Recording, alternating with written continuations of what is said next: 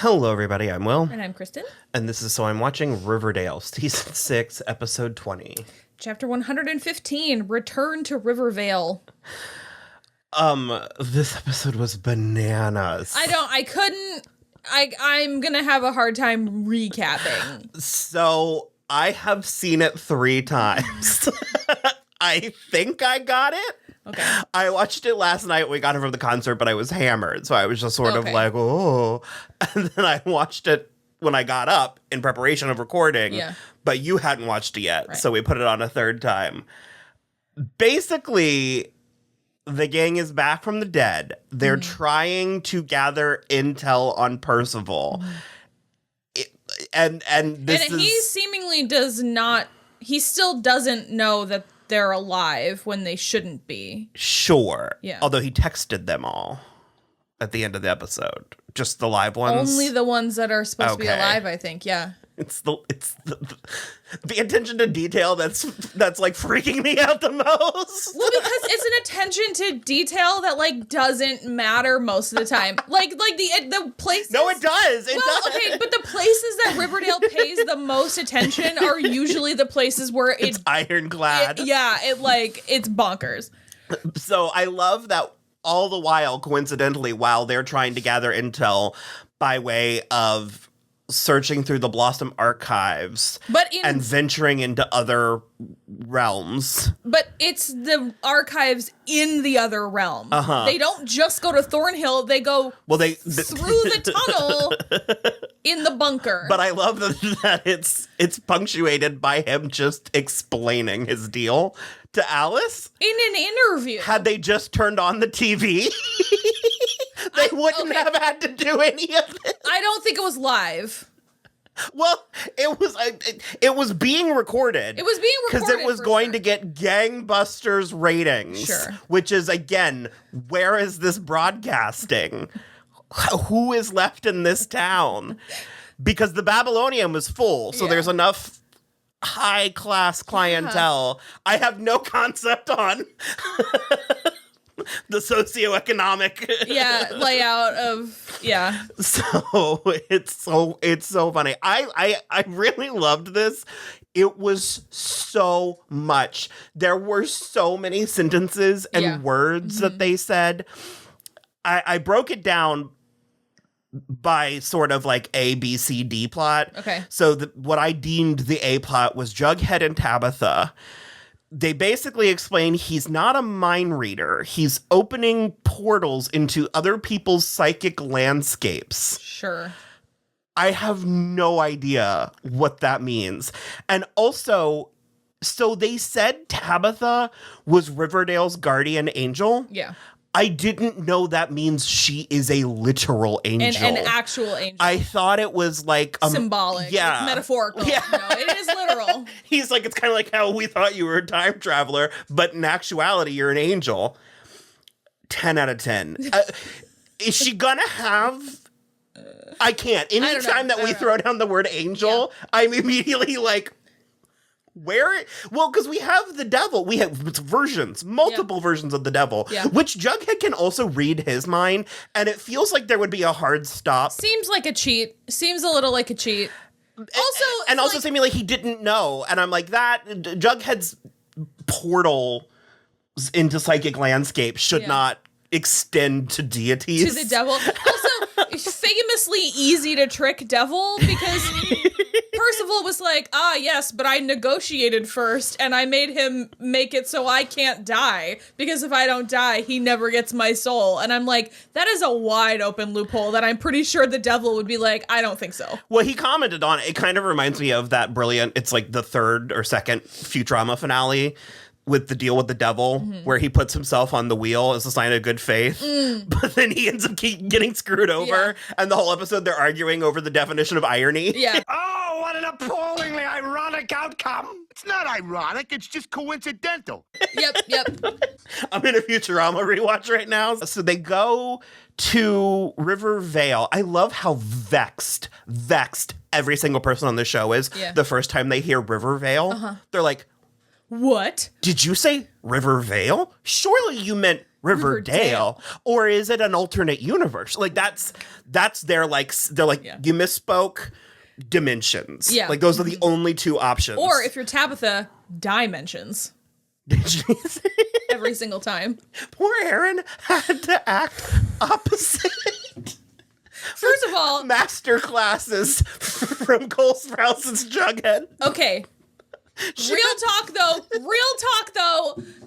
Rivervale Bunker Jughead is my new favorite character. He is unhinged, off the rails. He was giving me some kind of energy and I literally couldn't pinpoint, but it's like he was giving me something. Well, he's been gradually broken down and beaten in by Ethel. What was that? I don't know. Was she in Rivervale? Yeah. I don't remember. Because she basically, at the end, when he was like, I have to live down here in the bunker, she was like, well, I'll take care of you because no one else will, like, come down. Because there's another Jughead up there. Yeah. That part was made clear. Yeah. I don't remember that. There are also 3 Jugheads, and it's 4 too many. She was going mummy dearest on him there at the end. I have no idea what that is. Is it like Stockholm syndrome? Because it seems like she has forced a relationship on them that he's an unwilling participant in. And she's, I don't know, I knew it. I knew you were talking to. Yeah. It was weird. It was so weird. I didn't like any part of it. No, it was not good. Like, can we let Shannon Purser rest? Can we get her something else? This show does not serve her. They keep bringing her back, and each time I'm like, oh, but each time it's somehow worse than the previous. Yeah. Ugh. And so it like, okay, they go to Thornhill to check the archives. But Betty transferred them to a college. They go to talk to Nana Rose, aka Cheryl, aka Abigail. Well, like, so Nana Rose is in Abigail's inside body. Cheryl/Abigail. Okay. But it, like, transferred all of her ailments as well. So it's essentially a useless trip. The only thing that's fun is that we get Britta literally waiting on them hand and foot because Jughead wrote her favorite comic books. I miss Britta. I love Britta so much because I remember what was my hierarchy? It was Tabitha, Britta, and K.O. Kelly. Yeah. We're like the only 3. Like, that's it. and she like, so Jughead is pretending to be Rivervale Jughead. Mm-hmm. And so she brings him the comic book and asks him to sign them. And then he makes her explain his comic book because she thinks it's him. So he makes her explain his comic book back to him, but then doesn't have the decency to sign the copies. Yeah. He just sort of, just sort of like shove it back on her and leave. I will say one thing, it almost makes me more mad about how interesting it was because he goes into Nana Rose's mind and it is actually a really, like, within the universe of Riverdale, it's a very cool interpretation of what a mind with Alzheimer's would look like. I wanted more dementia. I wanted more cats. I wanted them just falling from the ceiling. Sure.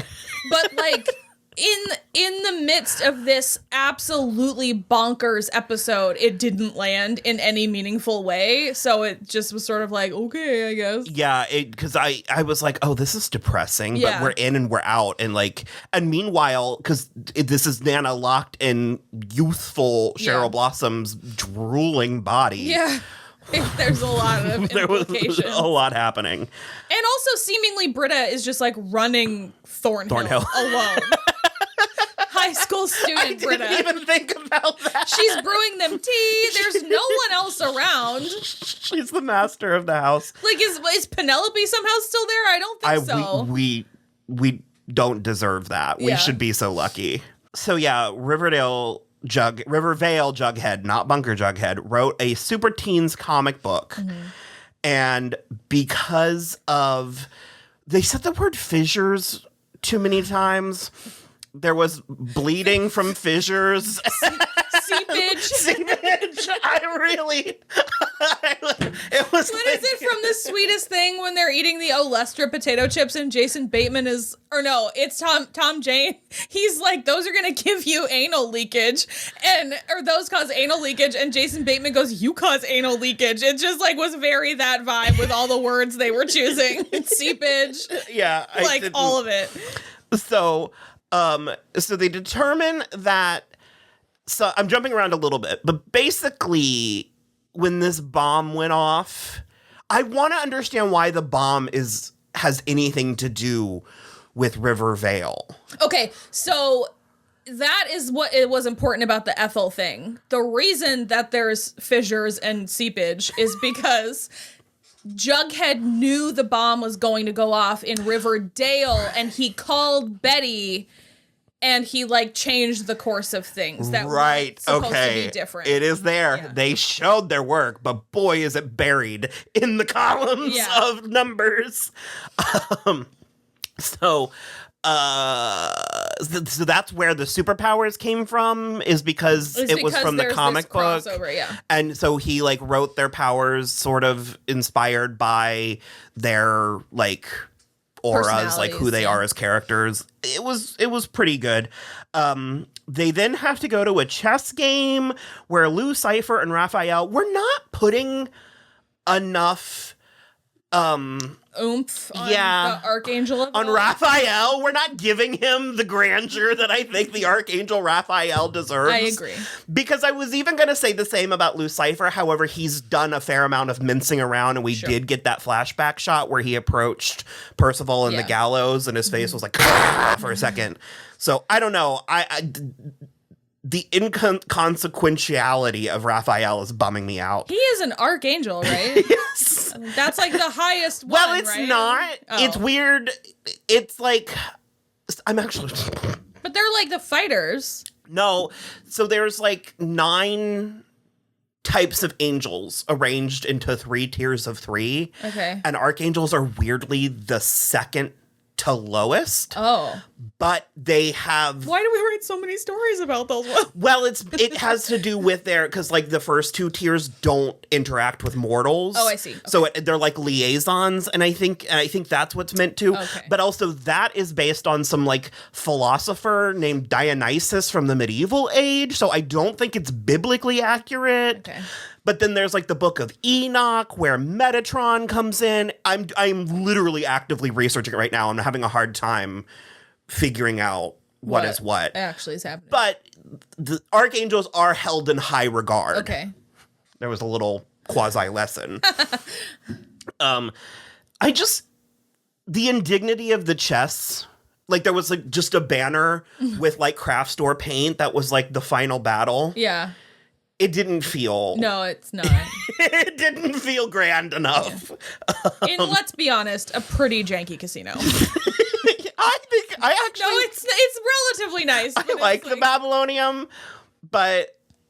Because they just kicked Veronica out of her own building, own establishment, and I was you can't just do that. And the board voted, and but it's I know those are words that get said. I know that happens. But also, this has happened 4 times already.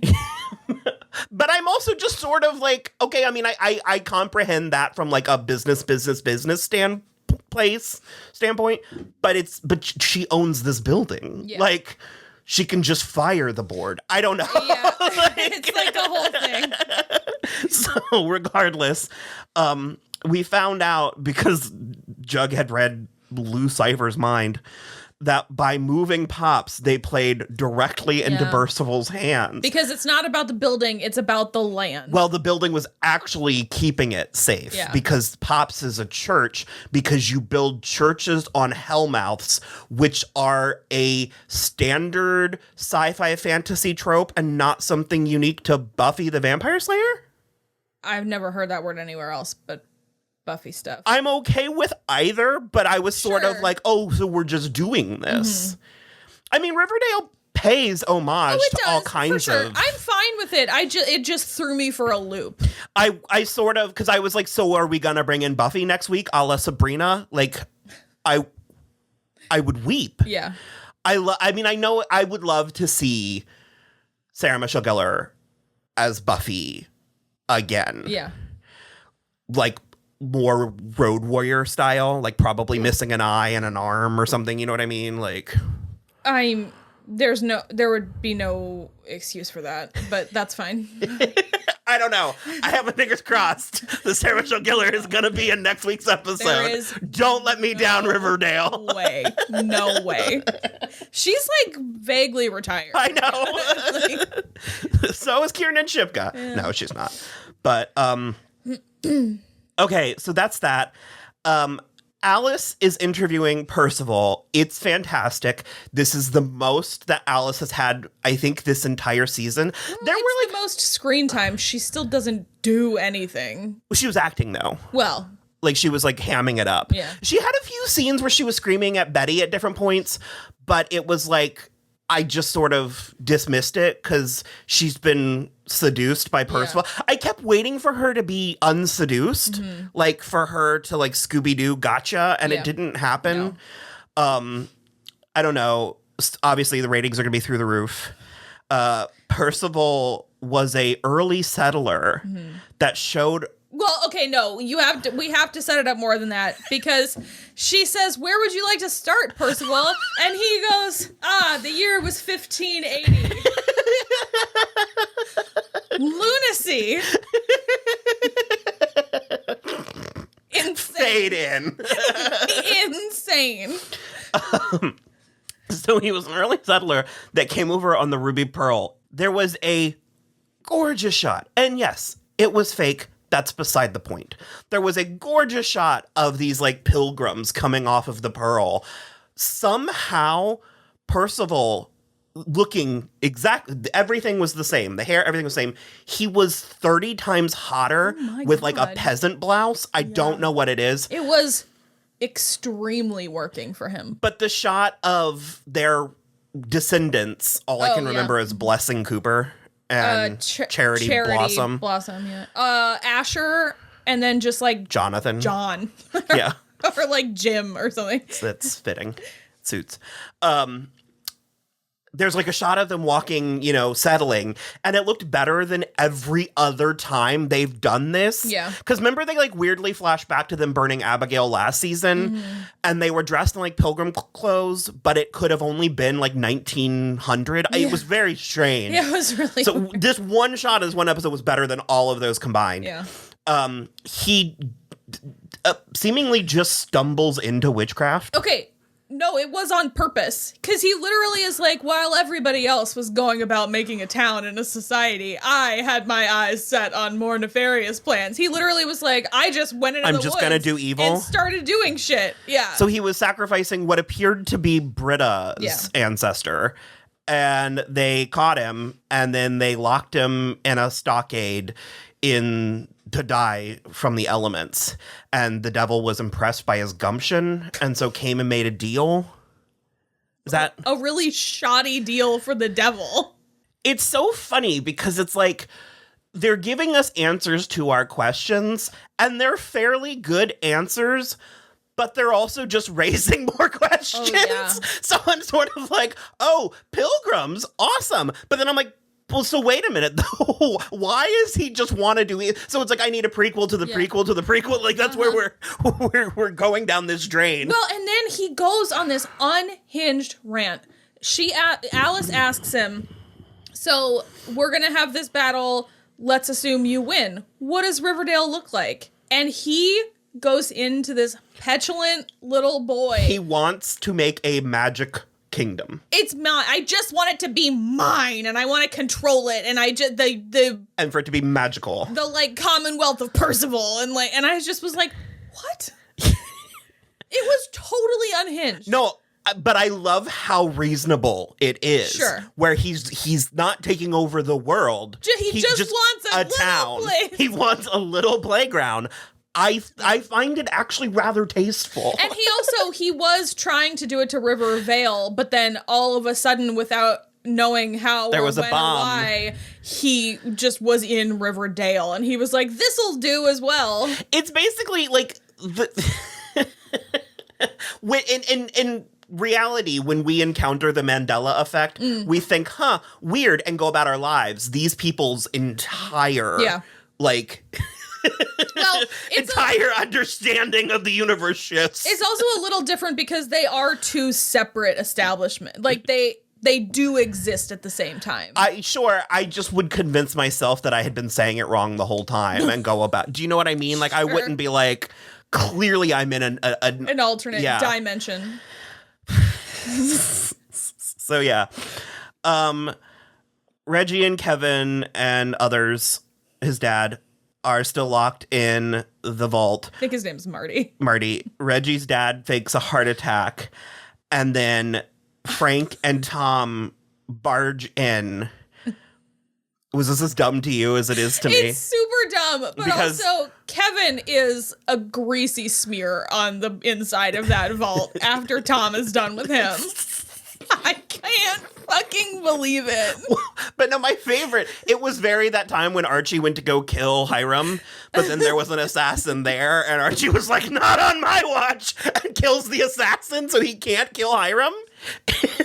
It was that kind of logic, because Reggie has a knife to Tom's throat. Yeah. To which Frank was like, you think I'm aiming at you? I'm aiming at Tom. So Tom's dying. If we know one thing, and he like goes on this crazy thing about how we're both soldiers and we know what we're willing to kill for, and we know that we're willing to die. Tom is totally fine with this. But it's like, so in a like calling his bluff logic, I only got there the second time where I was like, okay, I guess that makes sense in like, we both know you're not going to do it, Reggie. Yeah. But he doesn't say that. Yeah. So it's just sort of like that person you're using as leverage, I'm just going to kill him for funsies. Right. It was insane. So Reggie was sort of like, you got me. Yeah. Because Reggie can't work that out in his pretty little mind. No. And so Kevin is like, this isn't you, Dad. And Tom was like, you're washed up, fag. Like, it... He was like, you ain't never been nothing. Like... curtains for you. Like, the actual words he said were, just think of it this way, Kevin. Percival is going to make you more famous than you would have ever dreamed of being on your own. By killing him, by sacrificing you, by guillotining him. Like, and they're also practicing on heads of lettuce. It's insane. Here's the thing for me. It's the most plot Kevin has had all season, and it was his dad telling him off. Yeah. Here's the thing for me. Let's assume that this doesn't work out like Rivervale Jughead's comic book with its nihilistic ending of all the super teens dying. Let's imagine that our gang wins. For me, if I were in this universe and this was my dad or my uncle, there is no coming back from this. Well, I was about to say the same thing. I was about to be like, I don't care how much you apologize. Well, because to Tom's hypnotized. It means nothing. Right. But that's beside the point. Yeah. It's the fact that Kevin just had this affirmed. And I mean, at this point, Kevin. Yeah. Shit. Or get off the pot. So then Jughead portals in and saves them. Yeah. Like Nightcrawler. It was actually amazing. It was pretty cool. And like the other thing too that I liked is that nobody, like Reggie, Kevin, or Mr. Mantle, none of them were like, explain this to me though. Oh, yeah. They just were like deuces and they left. Credit where credit's due. A Riverdale special. Yeah. I love when they're like, we got the times burning. Yeah. I swear to God, this episode was so packed. There was a entire line of Tabitha's that was sped up. Oh. They had like taken the pauses out of it, and I was like, because they were cramming as much plot. This was like a late season Magicians episode. It was so plot dense, jam packed.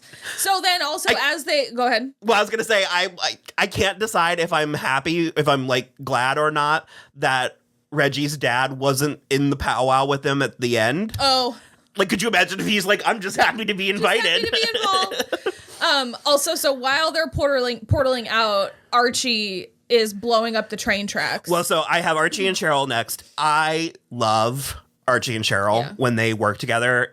We don't get a ton of it, but there's just something about it. I don't know if it's just like their amazing red-headed sensibilities. Also, Archie's hair is settling. So good. But so Cheryl is just painting Jason.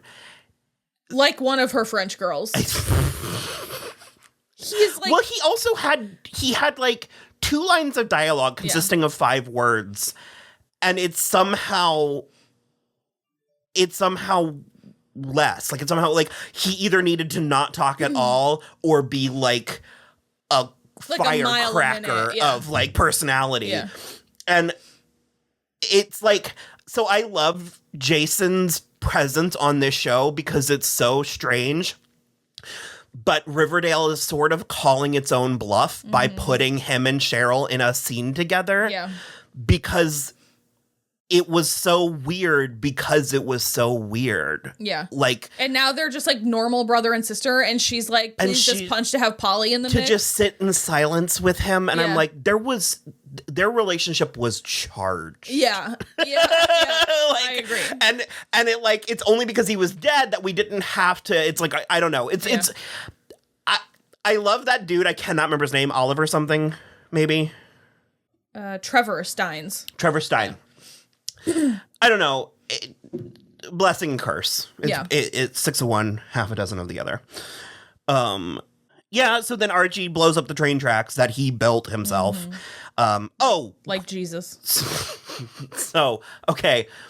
The train was meant to bring soldiers from the sweet hereafter to come fight the war. So, because like Percival's like old general buddy. They said it too. Yeah, is like recruiting people in the afterlife. But it's Percival's like ancestor, Pickens, the one who slaughtered the Ukatania. Yep. And so he's like recruiting. Well, they said like drafting. I don't know. There were so many words. Yeah. And so they're meant to ride the train into Riverdale to fight this grand fight. And so now because there's not train tracks, they can't. It's like, also, it was only like 6 sticks of dynamite. So like at like worst case scenario, they just can't get right into the center of Riverdale. I was they can come up right to the end of the train track. Or does it have to be like fully uninterrupted train tracks that span the entire width of Riverdale? I love that the actual like this is the minutia I need clarification on. The very physical, very human method of transportation is what's going to prevent these dimension hopping entities. I don't know. Very funny. So then the last plot is Polly and Betty. Polly, the best character on Riverdale. This was amazing.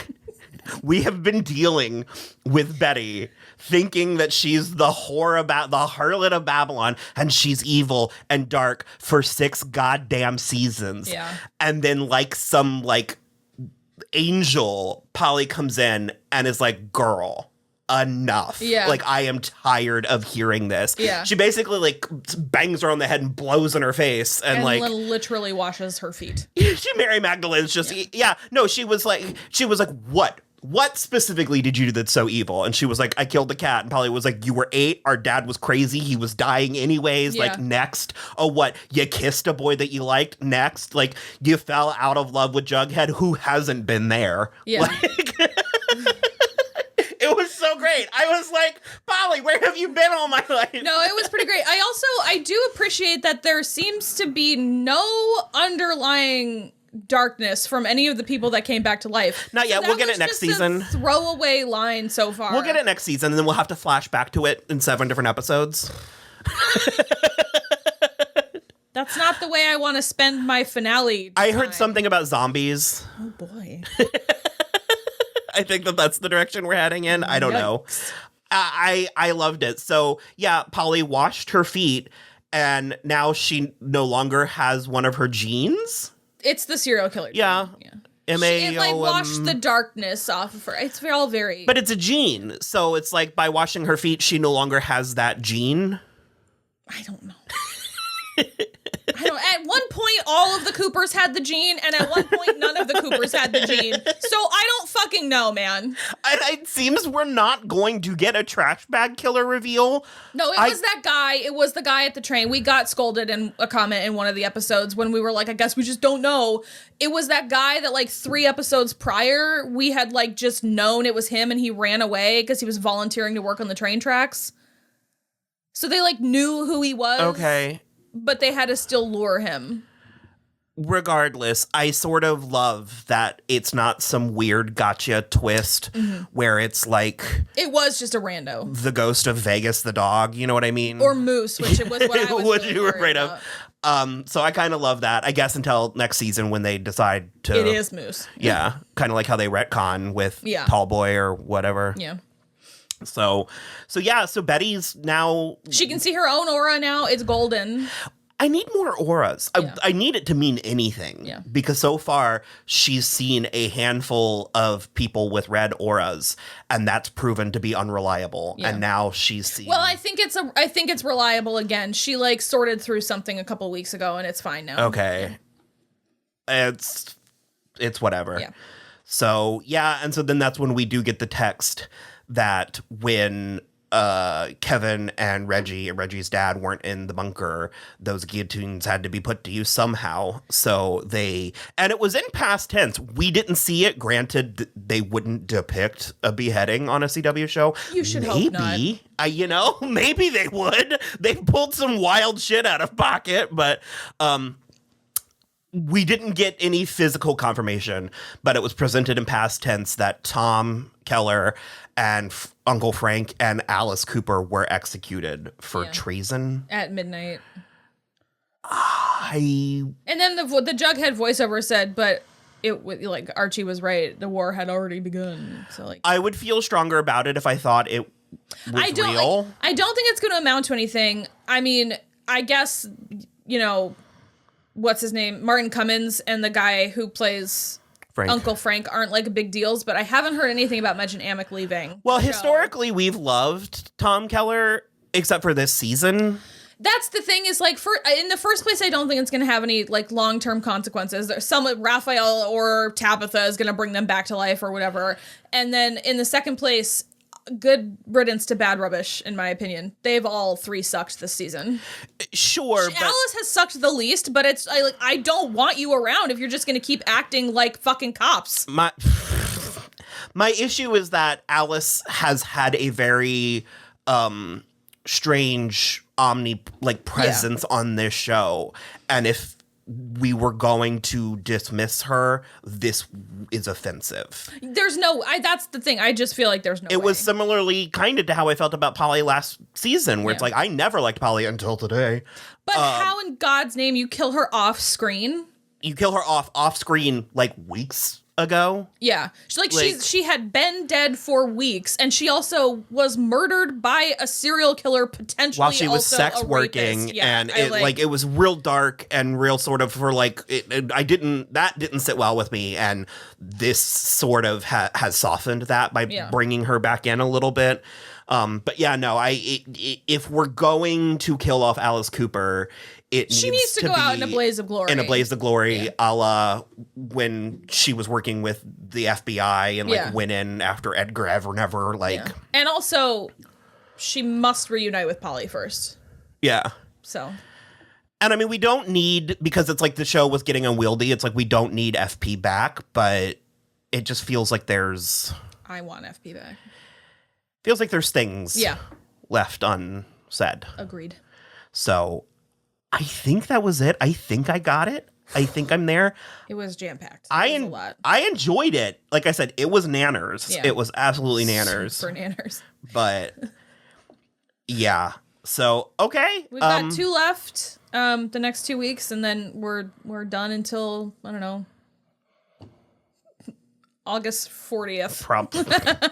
Probably. I have no idea when it's coming back. Okay, bye. Bye.